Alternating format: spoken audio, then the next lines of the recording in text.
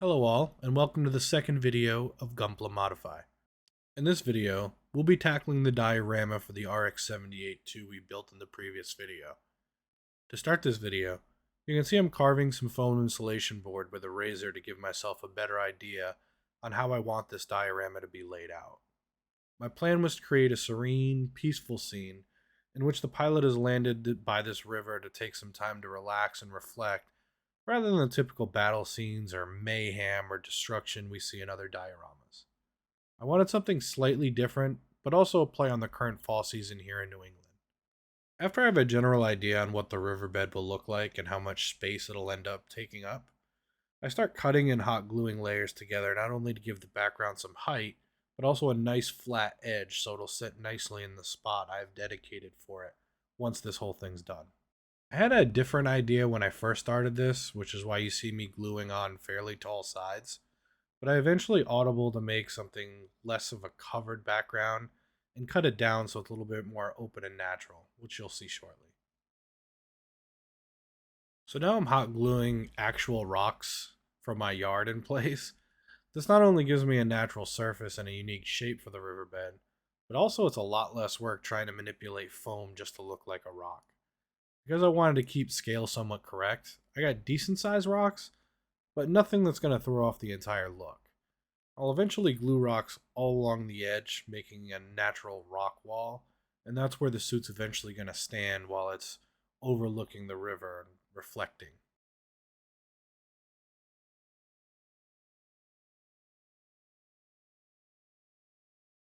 I used hot glue so I can keep moving instead of what other people use, which is PV glue.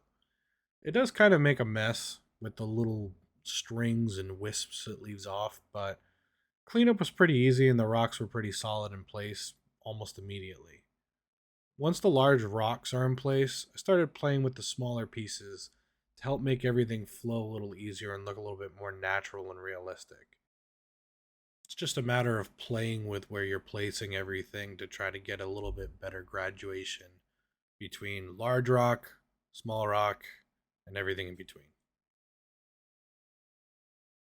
I somehow lost the footage of me using my homemade sculpt-a-mold alternative, but I'll do a video of that in the future. It's essentially a cellufiber insulation mixed with plaster of Paris, and to be honest, it was a pretty successful test. Anyway, now that the diorama has some topographical features, it's time to get the bottom of the riverbed situated.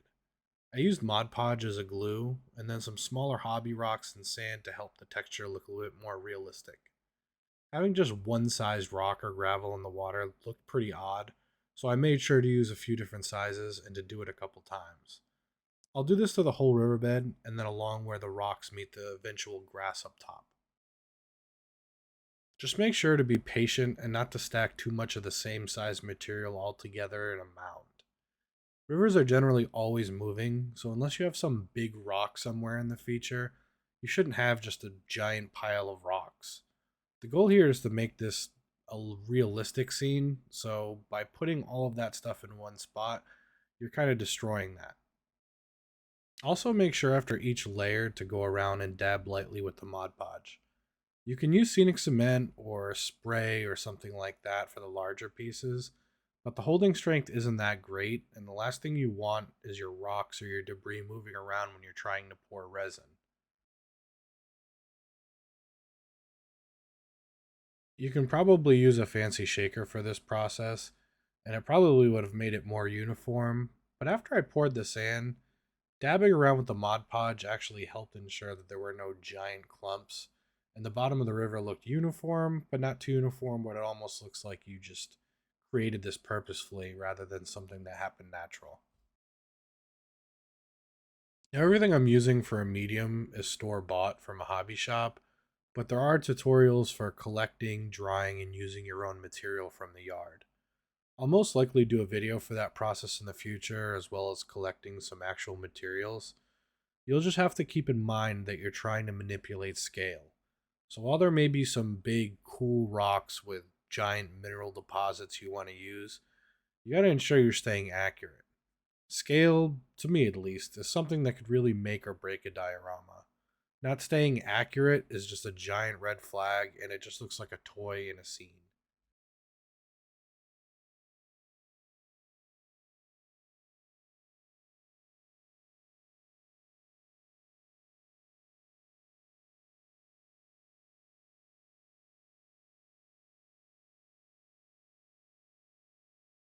Now you can see how different that riverbed looks after just a few passes with the material. I used a hobby grade burnt umber to base it. You don't have to spend big money on Vallejo or other high quality brands on a base coat because the majority of it's just going to be covered anyway.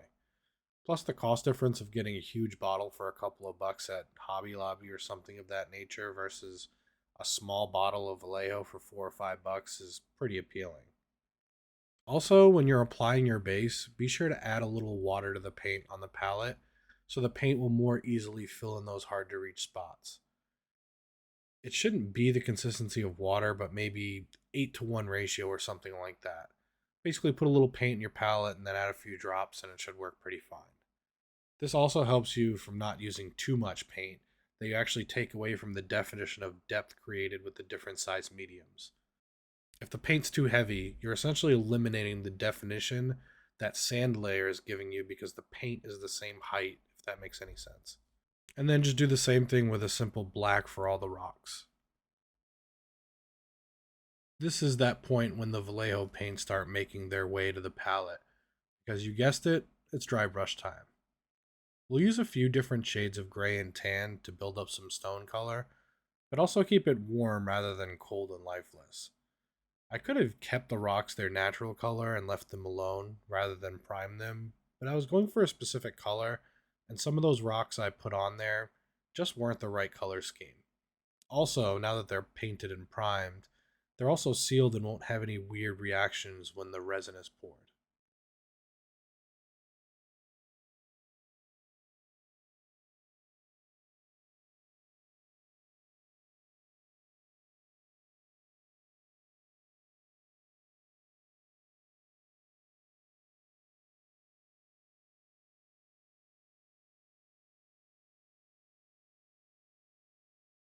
The first color we use is a natural gray.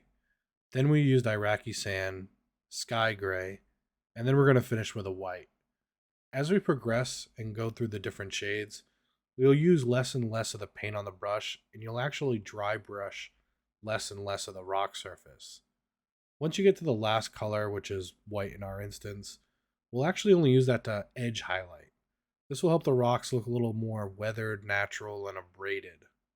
When dry brushing, always remember that less is more. Less paint on the brush means more realistic surface brushing.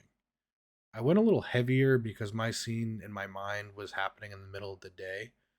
We would expect a lot of natural light and the rock to be almost shimmering in the light without the tree cover for them to hide against.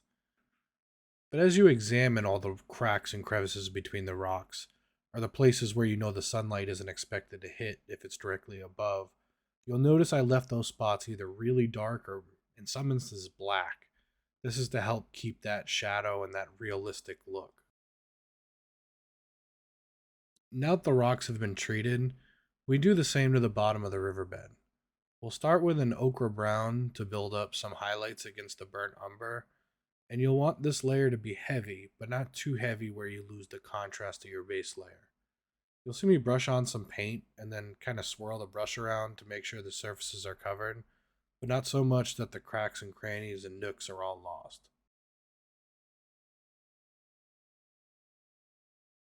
We want to keep the depth, but we also want to make sure everything transitions from color to color seamlessly.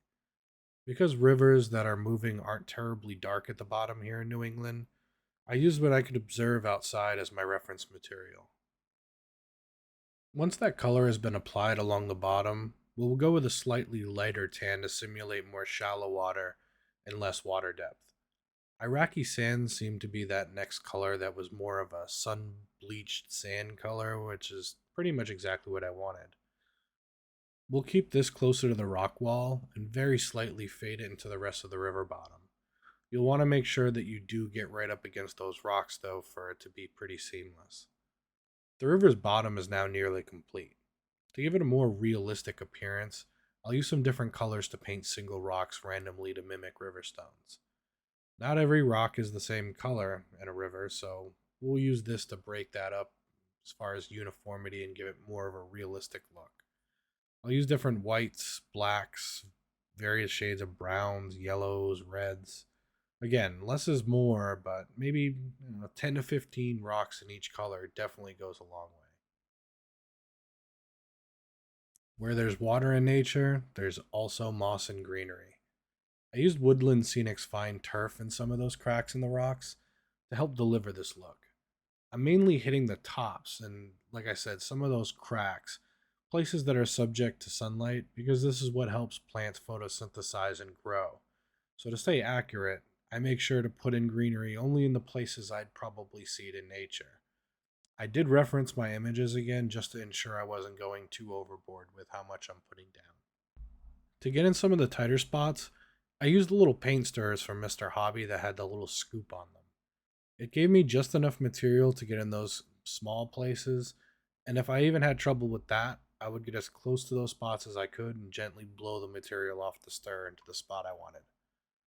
I did also apply a very, very light layer of Mod Podge on the river floor, and I dusted it with some of the green turf. It wasn't thick enough of a dusting that the viewer would think that there's plant life growing down there, but it was more so to help tint the water color once the resin is poured in. I didn't want to add too much color to the resin which is coming up because it'll end up making the water look a little too murky and cloudy, and it'd be pretty hard to see the bottom, which essentially is going to ruin all the hard work we put into detailing the bottom of the river now. I also managed to somehow lose the footage of the base material being applied, but basically it's Mod Podge on the base, and then on the surface I dusted on a mixture of sand and brown grout. This gives us a texture like a dirt road or a walking path, but not too rocky where it looks like gravel or pea stone. Now it's time we load up the Woodland Scenic Static King with a custom blend of static grass. I use various shades from Army Painter and Woodland Scenics to get that look. The first layer is more of a medium green with some tan grass mixed in to simulate how grass would look like in the fall. And then on top, I'll use a blend that's more tan. This helps add some height as well as color depth. And I'll put that in a pattern where it looks a little bit more like we have walking paths going down to the river. I also tossed in some various rocks and Woodland Scenics bush material to start to build up the base of what our overall scene is going to look like. I also used some of that river grass on the rock wall to make it look more realistic. Randomly around, I'll use some of these tufts I got from Woodland Scenics as well to give everything a little bit more of a flow.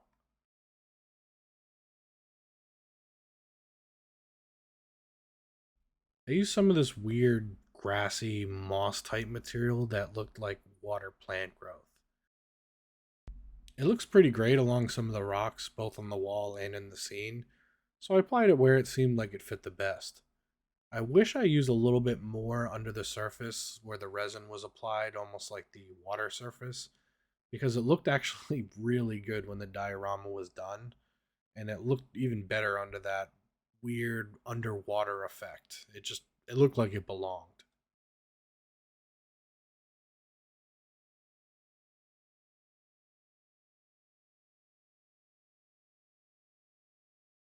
When it was cut into smaller pieces, it gave off this thorn bush vibe, which is why I also applied it along the rocks and bushes.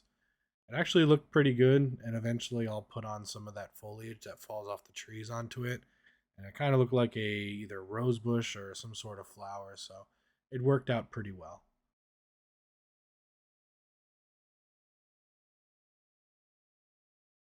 This is what I was referring to earlier when I said it looked amazing underwater.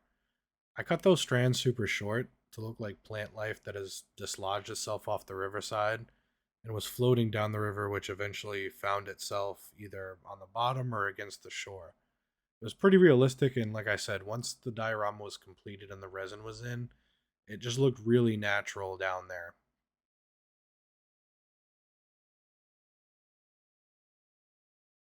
I planned ahead when I was creating the layout where I wanted the trees to go. I didn't want them too crowded to the point where the ground looked like it never got any sunlight, so I made sure to spread them out enough. I also adjusted the height of the trees to make sure they were accurate to the scale for this high grade RX-78-2. Once I made the holes where I wanted the trees to go in, I filled that spot with quick tack PV glue, inserted and positioned the tree to my liking, and then held it in place for a few moments to allow that glue to somewhat set and thicken.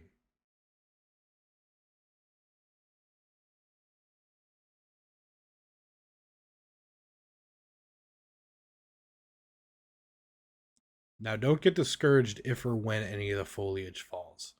Some of it I left it in place to simulate leaves falling, while other pieces of foliage I picked up with my tweezers to apply elsewhere on the diorama for the same effect. Whether it was breaking up colors on different trees, or making brush somewhere else, or even a bush. Just don't go too crazy if you see stuff fall like it does in this clip.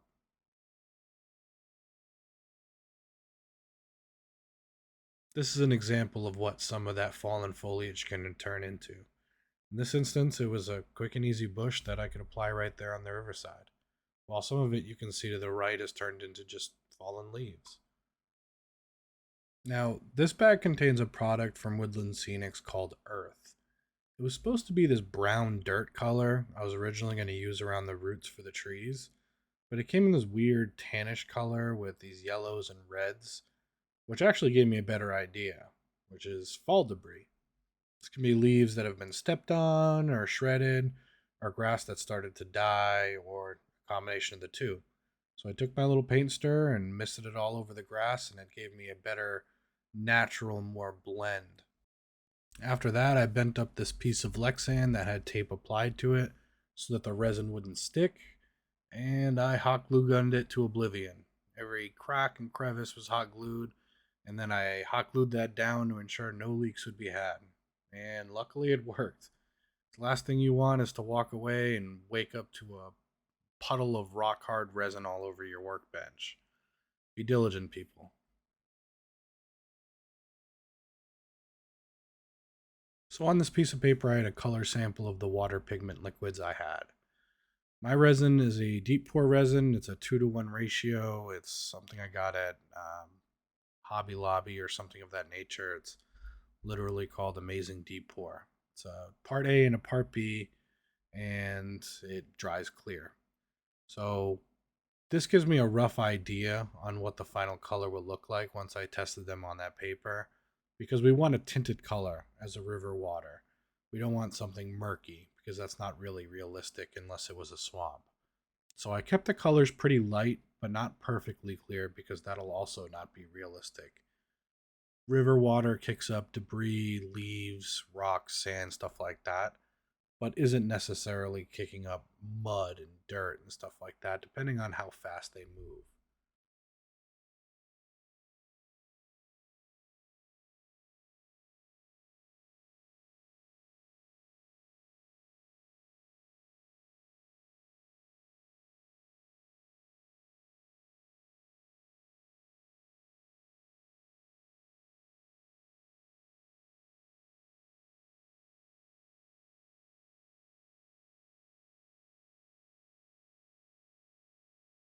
You can see that I ended up with this greenish blue tint that, once applied over the river base we have, it looked pretty darn close to what you would naturally see. I again had a reference image for this, so I did some tinkering to end up with this color, and according to my reference image, it's almost perfect.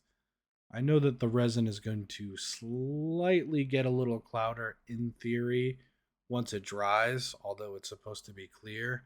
The UV will actually alter the image slightly. So once this dried, it was pretty much spot on. This is what I mean. The color ever so slightly changed for the better. To make it even more realistic, I used Mod Podge Gloss. While all the other parts of this project don't really require a specific finish on Mod Podge, the gloss with this one is pretty important.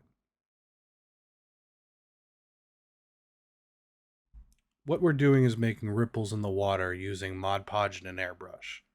With a standard brush, I'll dab the surface of the dried resin with Mod Podge and use the airbrush to push the Mod Podge forward to mimic water ripples. This will eventually dry clear, so don't be afraid of the white finish when you first apply it to the resin. Work in small sections because it dries pretty quick. Once it starts to dry, it sets and gets really thick, and it's nearly impossible to move. So just work in small sections and then overlapping once you get to the end.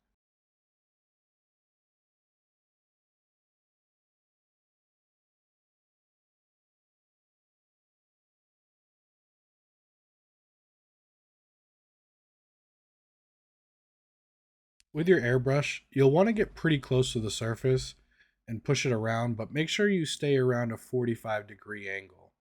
If you go too straight down, the material will tend to spiderweb and not really look realistic. Too perpendicular with the surface, and you'll just shoot it all over the place. After a few seconds, you'll kind of get the hang of it, so no need to worry. And once it dries, the end result is pretty amazing.